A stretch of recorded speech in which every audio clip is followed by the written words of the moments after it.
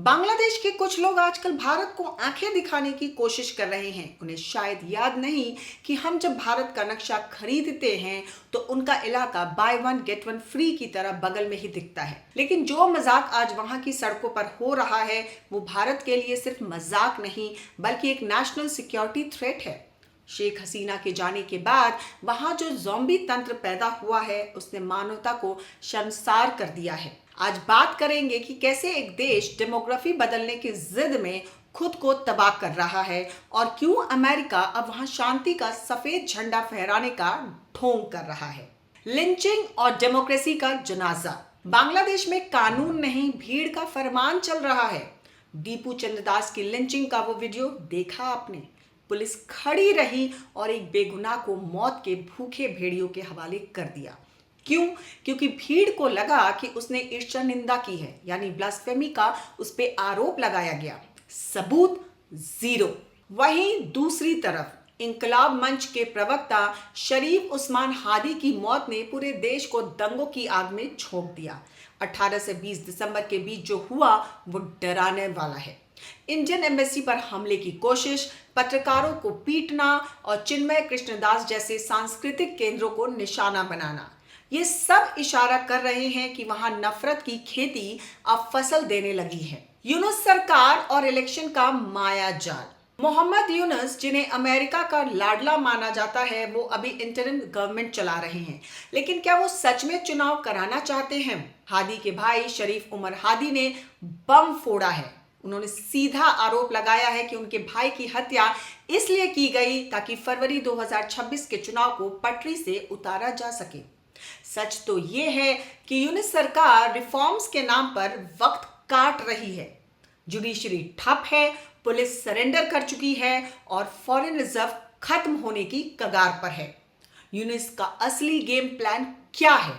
भारत को इतना उकसाओ कि भारत जवाबी कार्रवाई करे और यूनुस इमरजेंसी लगाकर सत्ता पर कुंडली मारकर बैठ जाए। अब जो खबर मैं सुनाने जा रही हूं उसे सुनकर आपके रोंगटे खड़े हो जाएंगे। पश्चिम बंगाल के कुलतली में सद्दाम सरदार के बेडरूम से 40 मीटर लंबी कंक्रीट की सुरंग मिली है। ये सुरंग सीधा बांग्लादेश बॉर्डर की तरफ जाती है। सोचिए, हमारे देश के अंदर बेडरूम से पड़ोसी देश तक का रास्ता। ये सिर्फ स्मगलिंग का रास्ता नहीं है, ये डेमोग्राफिक बॉम्ब प्लांट करने का रास्ता है। इसी सुरंग से इलीगल घुसपैठिए भारत लाए जा रहे थे। पश्चिम बंगाल की ममता सरकार और सेंट्रल एजेंसियां क्या कर रही हैं? ये नेशनल सिक्योरिटी का सबसे बड़ा फेलियर है। अगर सीमाएं इतनी खोखली हैं तो फिर घुसपैठ रोकना नामुमकिन है। अमेरिका, दुनिया का फायर फाइटर या आग लगाने वाला, और अब एंट्री होती है दुनिया के ताऊ यानी अमेरिका की। अमेरिका ने यूनुस को चिट्ठी लिखी है, शांति बनाए रखें और निष्पक्ष चुनाव कराएं। वाह, मतलब पहले आग लगाई और अब बाल्टी लेकर बुझाने का नाटक कर रहे हैं।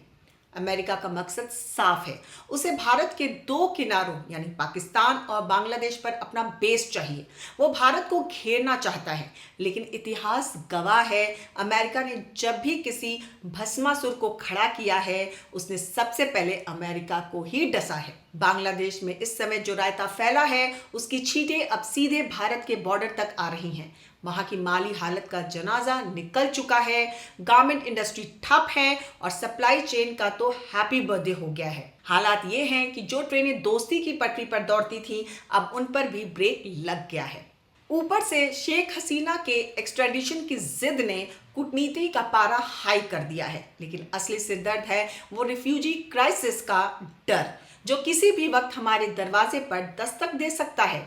मतलब साफ है, पड़ोस के घर में आग लगी है और धुआं हमारे बेडरूम तक आ रहा है, और ये धुआं आने वाले वक्त में भारत के लिए बड़ी डिप्लोमेटिक सिरदर्दी बनने वाला है। बांग्लादेश की आग की आंच सीधे नॉर्थ ईस्ट और बंगाल तक पहुंच रही है। रिफ्यूजी क्राइसिस और रेडिकलाइजेशन हमारे दरवाजे पर दस्तक दे रहे हैं। सरकार को अब कड़ी निंदा से आगे बढ़कर कड़े एक्शन की जरूरत है।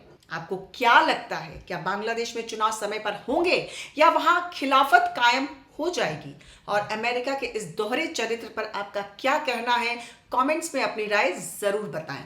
अगर आपको हमारी रिपोर्ट पसंद आई हो तो बने रहें हमारे साथ, क्योंकि खबर के हर चौराहे पर पोस्टमैन आपको मिलेगा सत्य के संदेश के साथ। जय हिंद, जय भारत।